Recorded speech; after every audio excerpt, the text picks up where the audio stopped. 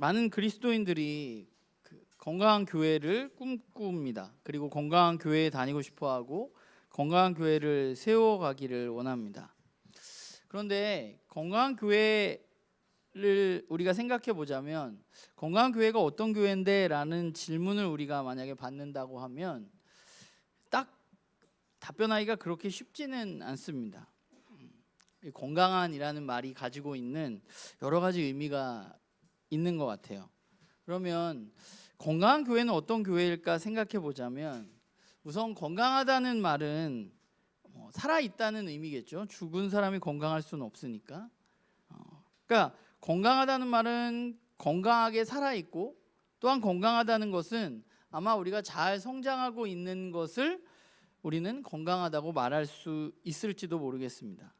그런데 그 교회에서 우리가 건강하다는 말을 할 때 교회 안에 건강함이 지속되기 위해서 반드시 필요한 것이 있는데, 그것은 우리 안에 일어나야 하는 복음에 대한 어떤 전수와 또한 우리가 제자로서의 살아가는 삶 있을 것이고, 또한 그와 더불어서 아직 예수 그리스도를 믿지 않는 사람들에게 지속적으로 복음이 전달되어지고 회심이 일어나는 그런 일들이 우리 가운데 필요한 것이죠. 그게 저는 건강한 교회라고 생각합니다.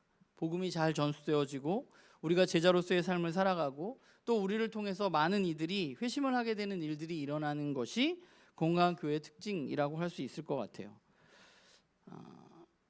오늘 우리가 읽은 말씀이 바로 그 이야기입니다. 사실 오늘 읽은 말씀은 너무 유명한 말씀이죠. 그러므로 너희는 가서 모든 민족을 제자로 삼아서 아버지와 아들과 성령의 이름으로 세례를 베풀고 내가 너희에게 분부한 모든 것을 가르쳐 지키게 하라.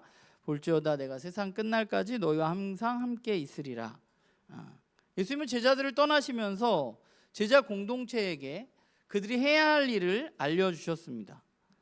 제자 공동체가 해야 할 일은 우선 첫 번째는 모든 민족을 제자로 삼는 것인데, 제자를 삼기 위해서 필요한 것은 예수님의 복음을 가르치고 그것을 지키게 하는 것입니다. 그러니까 교회의 사명이라는 것이 결국 복음을 전수하는 것이고 제자를 삼는 것이라는 것이고, 아까 말했듯이 예수님 명령하신 그 명령을 잘 지켜나가는 교회가 이 땅 가운데 건강한 교회라고 할 수 있지 않을까라는 생각을 해봅니다. 그런데 사실 여기 있는 우리 모두가 이걸 모르는 사람은 없잖아요. 우리 다 알잖아요. 복음을 전수하고 제자를 삼는 것. 제가 이번 설교 시리즈 늘 그렇지만 이번 설교 시리즈도 되게 뻔한 얘기 하잖아요. 제자 삼고 말씀 전하고 이런 이야기. 근데 오늘 우리가 다시금 이 이야기를 나누는 이유는 우리가 그것에 대해서 좀 다시 한번 생각해보고 우리는 왜 이런 일들을 하고 또 우리는 어떻게 이 일들을 해 나가야 할까에 대해서 우리에게 좀 고민이 필요하다는 생각이 들기 때문입니다. 우리가 그냥 과거에 알던 것, 우리가 늘 해오던 것이 아니라 정말 복음을 전수하고 제자를 삼는다는 것이 어떤 의미인지 우리가 다시 한번 생각해 보아야 하기 때문입니다. 교회가 먼저 해야 할 일은 복음을 전수하는 것입니다. 그렇다면 우리가 믿고 전하는 그 복음의 내용은 무엇이어야만 하는가? 예수님이 오늘 제자들에게 이야기하셨던 내가 분부한 모든 것을 가르쳐 지키게 하라 라고 말씀하셨는데, 예수님이 분부한 모든 것은 그럼 무엇인가? 제자들이 가르쳐야 하는, 교회가 가르쳐야 하는 내용은 무엇인가? 우리가 생각해 볼 수 있겠죠? 예수님의 사역을 살펴보면 사실 예수님의 사역의 핵심은 나눔교회에서 많이 이야기했지만 하나님 나라였습니다. 예수님이 마가복음 1장 15절에 사역을 시작하시면서 한 선포가 바로 하나님 나라였습니다. 때가 찼고 하나님 나라 가까이 왔다. 회개하고 복음을 믿어라 라는 말로 예수님은 사역을 시작하셨고, 그리고 또 한 가지 예수님의 사역의 끝을 살펴보면 예수님의 사역의 맨 마지막은 어디예요? 부활하시고 하늘로 올라가기 전인데, 사도행전 1장을 보면 예수님이 하늘로 올라가시기 전에, 그러니까 부활하시고 제자들과 함께 하시면서 하신 것이 무엇인가 하면 제자들에게 하나님 나라에 대한 이야기를 하셨다는 거죠. 그게 사도행전 1장 3절의 이야기입니다. 그가 고난받으신 후에 그들에게 확신한 많은 증거로 친히 살아계심을 나타내사 자신이 부활하셨다는 것을 나타내시고 40일 동안 그들과 함께 하시면서 하신 일이 하나님 나라의 일을 말씀하시는 것이었습니다. 그러니까 예수님의 사역의 핵심, 예수님이 가르치고자 했던 것의 핵심은 하나님 나라입니다. 그러니까 예수님이 분부하고 너희들이 가르쳐 지키게 하라는 그 내용은 하나님 나라의 복음이라고 할 수 있는 것인데, 사실 하나님 나라의 복음을 이야기하자면 이제 나눔교회에서 한 3년 이상 나누신 분들은 우리가 또 꿈에도 나온 그림표가 있잖아요. 그 머릿속에 떠올라야만 하는 것이죠. 다시 한번 보면 하나님 나라라는 것은 결국 예수님에 의해서, 예수님이 이 땅에 오심으로 말미암아서 하나님이 통치하신 하나님의 나라가 이 땅 가운데 임하게 되었다는 것입니다. 예수님이 오심으로 말미암아서 이 땅 가운데 하나님이 다스리시는 그 나라가 이 땅의 나라에 임하게 되었다는 것입니다. 물론 완전하지는 않지만 예수 그리스도를 통해서 우리는 미래의 어떤 시점이 아니라 저와 여러분이 오늘 여기에서 하나님의 다스림을 받으면서 하나님 나라의 백성으로 살아갈 수 있게 되었다는 것이 예수님이 가르치신 복음의 내용입니다.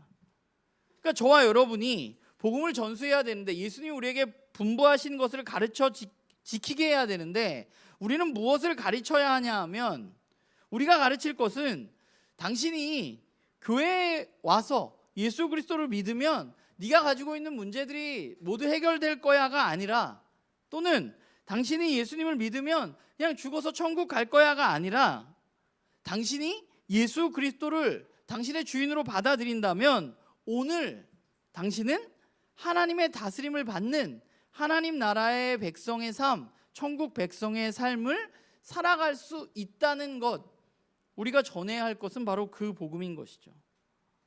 마태복음 오늘 읽었던 28장 19절에서 20절은 한국교회에서 매우 중요하게 여기는 구절이고, 이 구절을 근거로 우리는 복음을 전하고 있습니다. 그런데 문제는 우리가 전한 복음이 정말 예수님이 제자들에게 분부한 모든 것이 맞는 것인지, 예수님에게 가르친 복음이 맞는 것인지, 우리는 우리 스스로를 좀 살펴야만 하는 것이죠. 우리가 신앙생활을 하면서 조금 오해하면 안 되는 것이 있는데, 우리는 전하는 것 자체에 대해서 굉장히 중요하다고 생각하는 것 같아요. 물론 그게 틀렸다거나 중요하지 않다는 것이 아닙니다. 전하는 것도 중요하지만 그에 못지않게 더 중요한 것은 우리가 무엇을 전하느냐 하는 것이고, 정말로 예수님이 이 땅 가운데 오셔서 제자들에게 가르쳐 주신 것을 우리가 전하고 있느냐 하는 것이 우리들에게 중요한 것이죠. 예수님이 제자들에게 가르치지도 않은 어떤 것을 우리는 복음이라고 생각하면서 우리가 그것을 전하고 있다면, 우리는 예수님이 우리에게 주신 사명을 잘 감당하는 교회라고 말할 수 없는 것이고, 무언가 잘못된 길로 가는 것입니다. 전하는 행위와 더불어서 우리에게 있어서 중요한 것은 그 전함의 내용이 무엇인가에 대해서 우리가 올바로 알아야만 하는 것입니다. 그게 우리가 복음 전수에 있어서 가장 첫 번째로 해야 할 일입니다. 그리고 여기에 대해서 우리는 복음을 누군가에게 전하는 것뿐만 아니라 예수님께서는 제자를 삼아야 한다고 말씀하셨습니다. 제자를 삼아야 한다는 말은 결국은 복음을 아는 것이 그냥 전부가 아니라는 이야기입니다. 아는 것이 끝이 아니라는 거예요. 예수님이 선포하신 그 하나님 나라의 복음을 내가 알았더라면, 내가 안다면 그 복음이 저와 여러분의 삶에 영향을 미쳐야만 하는 것이죠. 우리가 예수님을 통해서 받은 이 복음이 저와 여러분의 삶에 전혀 영향을 미치고 있지 못하다면 우리는 제자의 삶을 사는 것이 아닌 것이죠. 제자는 스승에게서 배우고 스승을 따라가는 사람입니다. 우리가 해야 할 일은 계속해서 예수님께 배우고 예수님을 따라가는 것입니다. 에베소 4장 13절에 보면 우리가 다 하나님의 아들을 믿는 것과 아는 일에 하나가 되어서 온전한 사람을 이루어 그리스도의 장성한 분량이 충만한 데까지 이르리니 라고 말하고 있는데, 우리가 해야 할 것은 그리스도 예수에게까지, 그리스도의 장성한 분량에까지 자라가는 것입니다. 우리에게 좀 버거울 수 있지만 우리는 예수님처럼 되어야만 하고 예수님을 닮아가야만 하고 예수님의 제자로서의 삶을 살아가야만 하는 것이죠.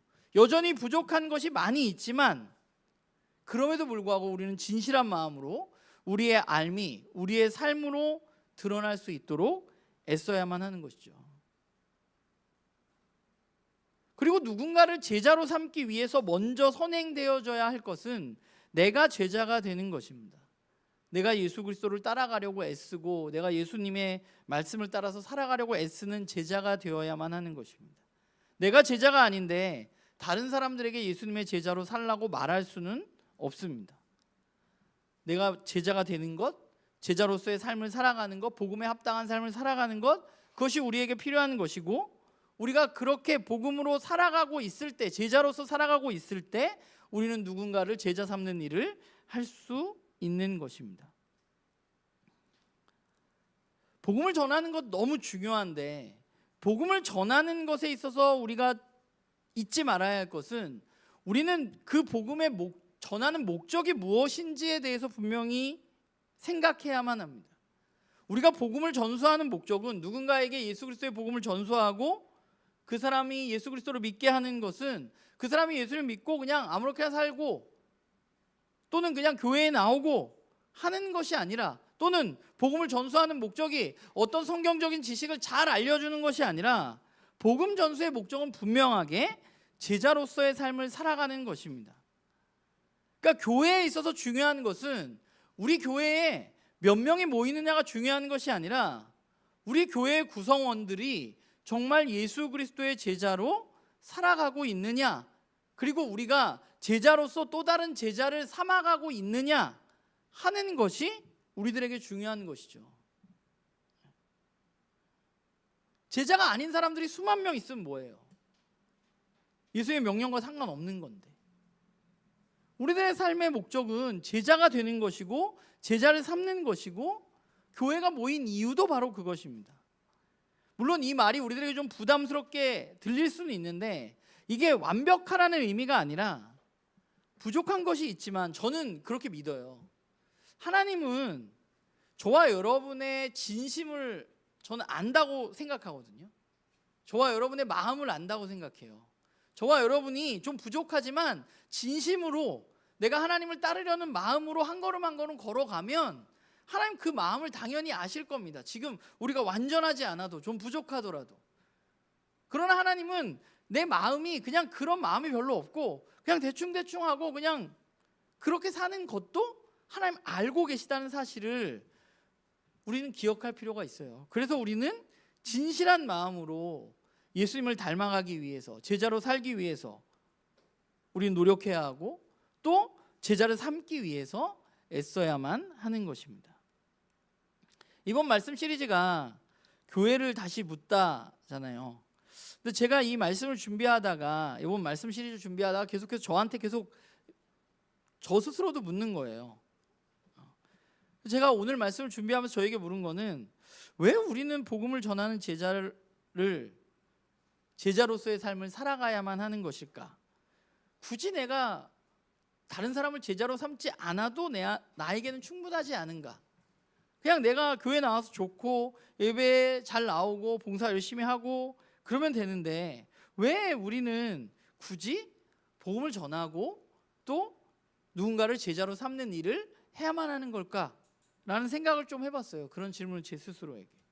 물론 이것이 오늘 말씀에 있는 것처럼 예수님이 우리에게 하신 명령이고 예수님의 분부이기 때문에 우리는 우리가 그렇게 살아야지 라고 생각할 수 있지만, 저는 그것보다 우리가 복음을 전하면서 살아야 하는 더 중요한 이유가 있다고 믿습니다. 그 이유는 무언가 하면, 저는 이 그림표를 보다가 우리가 아까 예수님에 의해서 하나님 나라가 시작된다고 했는데, 이 그림표에 있어서 되게 중요한 것은, 하나님 나라 복음에 있어서 되게 중요한 것은 끝이 있다는 거예요. 언젠가는, 지금 언제일지 우리는 알 수 없지만 언젠가는 이 세상이 끝날 거라는 사실입니다. 주님이 다시 오셔서. 저와 여러분이 예수 그리스도의 하나님 나라의 복음을 믿는다면 우리가 반드시 믿게 되는 한 가지는 세상의 끝날이 올 것이라는 거예요. 오늘 20절에도 예수님 뭐라고 말씀하셨냐? 세상 끝날까지 내가 너희와 함께 하겠다고 말씀하셨습니다. 우리가 믿어야 하는 것은, 또 믿고 있는 것은 세상의 끝이 진짜 온다는 거예요. 지금 우리가 살아가는 이 세상에서 세상의 방식이 최고인 것처럼, 그게 맞는 것처럼 느껴지기도 하지만, 뭐 우리가 살아가는 세상은 거의 돈이 최고니까, 돈이 최고여서 돈을 많이 버는 일이 전부인 것처럼 여겨지지만, 그런데 세상이 끝나는 날이 오면 우리가 가지고 있는 돈이 아무것도 아닌 날이 진짜 오게 될 것이라는 것을 우리가 믿고 살아가는 사람이라는 것입니다. 우리가 성경에서 배우게 되는 것은 세상의 끝날이 오면 예수님을 믿음으로 받아들이고 예수님을 따라서 살아갔던 사람들은 하나님께서 예수님과 함께 그 나라의 유산을 물려주시겠다고 말씀하셨고, 하나님 나라의 백성으로 예수님과 같이 이 세상을 다스리게 될 것이라고 말씀하셨습니다. 그러니까 저와 여러분이 진짜로 이 사실을 믿는다면 어쩌면 우리가 사랑하는 사람들에게 이 사실을 알리지 않을 수가 없지 않을까라는 생각을 좀 해보게 되는 것 같아요.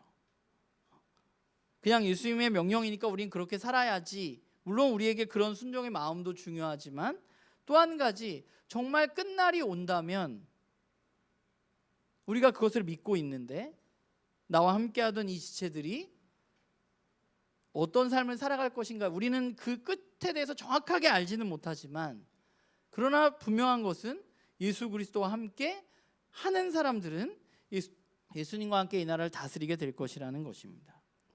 우리가 그 사람들을 사랑하기 때문에 우리는 복음을 전해야만 하는 것이고, 우리가 복음을 전함으로 그 사람들과 함께 이 땅 가운데 오늘 하나님의 다스림을 받으면서 살아갈 수 있게 되는 것입니다. 그러면 우리는 그렇게 복음을 전수해야만 하는데 우리는 어떻게 복음 전수의 삶을 살아갈 수 있을까?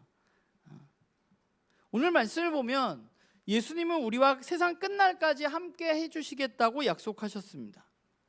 우리가 이 일을 할 수 있는 이유는 예수님이 우리와 함께 하시기 때문입니다. 그런데 예수님은 사도행전에 보면 이미 하늘로 올라가셨습니다. 그래서 예수님은 자신이 올라가시면서 자신이 약속하셨던 성령님을 이 땅 가운데 보내주셨습니다. 그리고 저와 여러분은 오늘 성령님과 함께함으로 예수님과 함께하는 삶을 살아갈 수 있게 되는 것이죠. 사도행전 1장 8장에 보면 오직 성령이 너희에게 임하시면 너희가 권능을 받고 예루살렘과 온 유대와 사마리아와 땅끝까지 이르러 내 증인이 되리라 라고 말씀하셨습니다. 사실 저와 여러분에게는 별 능력이 없습니다. 뭐 여기는 저보다 잘하시는 분들도 있을 것 같아요. 저 전도하는 거 진짜 힘들어하거든요. 저 원래 처음 보는 사람이랑 얘기 잘 못해가지고 이렇게 나가가지고 전도지 나눠주고 이러는 거 진짜 너무 힘들어했어요. 옛날 교회에 있을 때. 전도사니까 하긴 해야 되니까. 성도님들이랑 같이 나갔는데 나만 안 할 수는 없잖아요. 창피함을 무릅쓰고 억지로 하지만 빨리 끝내고 빨리 집에 돌아갈 수 있는 방법을 또 하고 그랬는데 쉬운 건 아니거든요. 그것뿐만 아니라 그냥 전도지 돌리는 것뿐만 아니라 복음을 전하는 것도 마찬가지예요. 누군가를 만나서 그 사람의 이야기를 듣고 그 사람에게 예수 그리스도의 복음을 전하는 것, 사실 우리에게 그럴 만한 능력과 그럴 만한 힘이 존재하는지는 모르겠습니다. 그러나 예수님이 약속하신 대로 이 땅에 오셔서 우리와 함께 하시는 성령님께서 우리에게 권능을 주시고 능력을 주셔서 우리가 예수 그리스도의 증인으로 살아갈 수 있게 하시고, 우리가 복음을 전하게 하시고, 예수님이 맞다고, 예수님이 진짜 구원자라고 증언하는 삶을 살아갈 수 있도록 우리를 도우시는 분이신 것이죠. 우리는 성령님과 함께 이 길을 걸어가야만 합니다. 우리가 능력을 받으면, 우리가 옛날에 성령 충만해지고 성령 능력 받으면 방언도 하고 병 고치고 뭐 이러는 거 얘기 많이 했는데, 물론 그것도 중요하지만, 그러나 능력을 받아서 해야 하는 가장 중요한 일은 예수 그리스도의 증인으로 복음을 잘 전수하고 제자 삼는 삶을 살아가는 것입니다. 그걸 위해서 성령님께서 이 땅 가운데 오신 것입니다. 우리가 자꾸 성령님을 오해해서 성령 충만하면 무언가 신비한 능력이 있는 것처럼 여기면서 살아가는데, 성령이 말하는 성령님은 사실 그렇지는 않아요. 물론 그런 일들이 일어나지만 성령님이 함께하면 우리들에게 어떤 일이 일어날까? 우리가 사도행전 2장에 나와 있는 오순절 다락방의 제자들처럼 성령님이 임하시면 우리가 막 외국말로 복음을 증거하게 될까? 물론 성령님은 그럴 만한 능력을 가지고 있는 분이지만 오늘날에는 그런 일은 잘 일어나지 않습니다. 왜냐하면 우리들에게는 이미 성경이 있기 때문이에요. 우리는 성경으로 하나님의 뜻을 알 수 있기 때문에. 그런데 성령님이 임하시면 우리에게 그런 일이 일어나지 않을지라도, 우리가 막 방언으로 다른 나라 말로 복음을 전수하지 못했을 수 있지만 성령님이 함께 했을 때, 저와 여러분에게 함께 했을 때 일어나는 일들이 있습니다. 어떤 일들이 일어나느냐? 바울은 성령이 우리 가운데 임했을 때, 성령이 우리 마음에 함께하고 씨앗을 뿌려서 그것이 열매 맺을 때 우리들의 삶이 어떻게 되느냐에 대해서 갈라디아서 5장에 뭐라고 말했냐 하면, 오직 성령의 열매는 사랑과 희락과 화평과 오래 참음과 자비와 양성과 충성과 온유와 절제니 이 같은 것을 금지할 법이 없다라고 말했습니다. 성령님이 우리와 함께 하신다면 우리들에게 나타나는 것은 뭐예요? 우리가 사랑하고, 우리가 기뻐하고, 우리가 누군가와 평화를 누리고, 우리가 어려운 일을 오래 참아낼 수 있게 되고, 누군가를 불쌍히 여길 수 있게 되고, 선을 행하고, 또 하나님 말씀에 충성하고, 또 온유하고 절제하는 삶을 살아갈 수 있게 되는 것입니다. 그게 성령 충만한 사람들에게 나타나는 삶의 모습입니다. 일반적인 사람들의 삶에는 이게 나타나지 않아요. 오늘 이 9가지 열매가, 여러분들 세상에 나가서 사람들을 만나보세요. 이렇게 살아가는 사람들이 있나? 별로 없습니다. 왜냐하면 세상은 이렇게 살라고 얘기하지도 않고 또 그렇게 살 수도 없기 때문이에요. 세상 사람들은 언제나 자기 욕망대로 살아갑니다. 그러나 예수님과 함께하는, 성령님과 함께하는 예수님의 제자는 세상 사람들과 똑같이 자신의 욕망대로 살아가는 것이 아니라 예수님을 닮아서 예수님처럼 살아가게 되는 것이고, 그것이 바로 조금 전에 읽었던 갈라디아서 말씀의 성령의 열매들입니다. 물론 누군가에게 복음을 전수하려면 말을 해야 돼요. 말로 복음을 전수해야 돼요. 그런데 그 말 앞에 그 복음을 전수하는 사람의 삶이 필요합니다. 그래야 말로 복음을 전수할 수 있습니다. 요즘 같은 세상에서.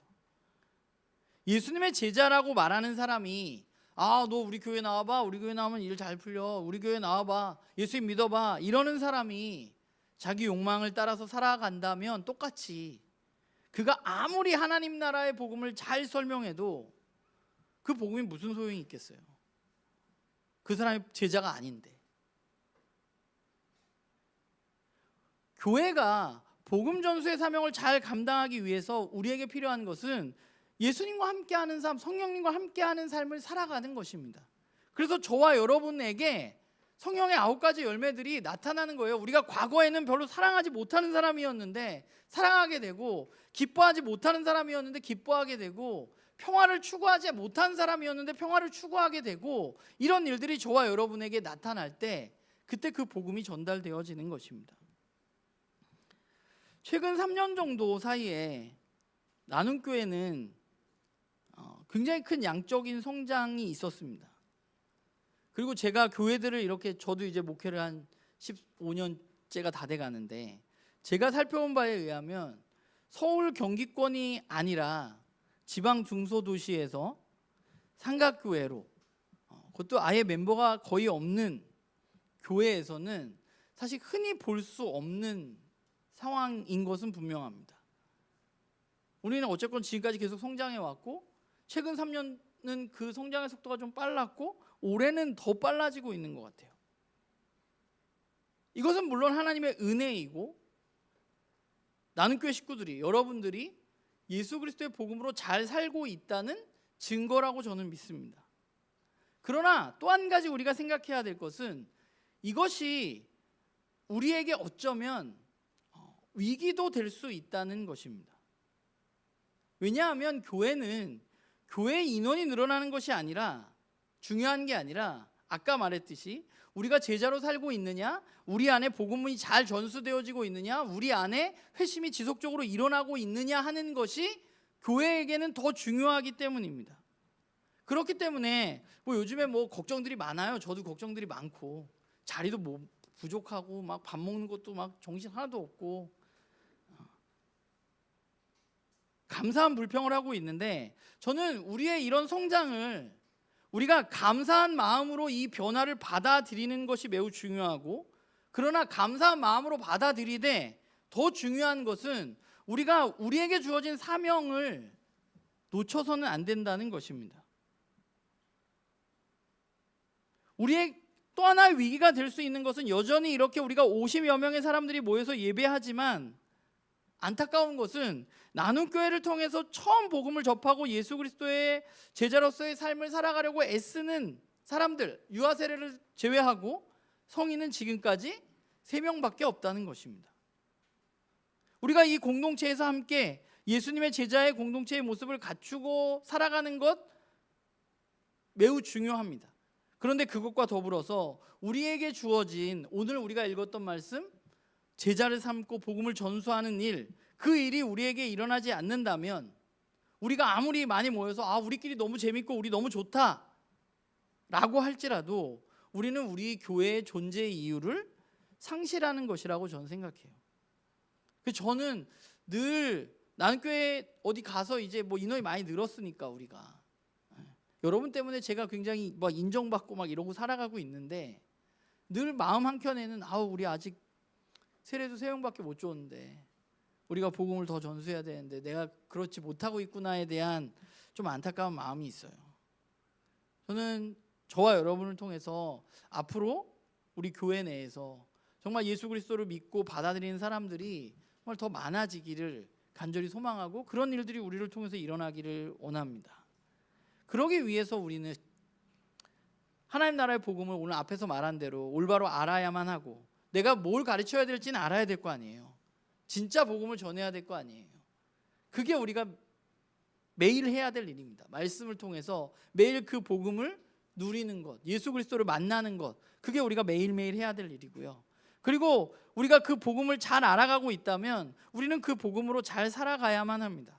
복음으로 잘 살아가서 예수님과 성령님과 함께하는 삶을 살아가면 아까 말한 대로 여러분들의 삶에 아마 여러분들이 과거와는 다른 모습들, 열매들이 맺혀지게 될 거예요. 사랑이 더 많아지고 더 기쁨이 많아지고 누군가를 더 잘 이해할 수 있게 되고 누군가를 존중할 수 있게 되고 이런 일들이 여러분의 삶에 일어날 겁니다. 이런 삶이 일어날 때 사람들은 여러분에게 반드시 물을 겁니다. 넌 왜 갑자기 요즘 왜 그러냐? 이렇게. 그때 우리는 그 사람들에게 우리가 믿고 있는 복음을 잘 전수해 주어야 하는 것이죠.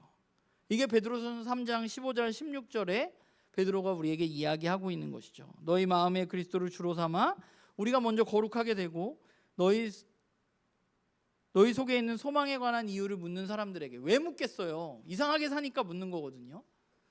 그 묻는 사람들에게 대답할 것을 항상 준비하라는 것입니다.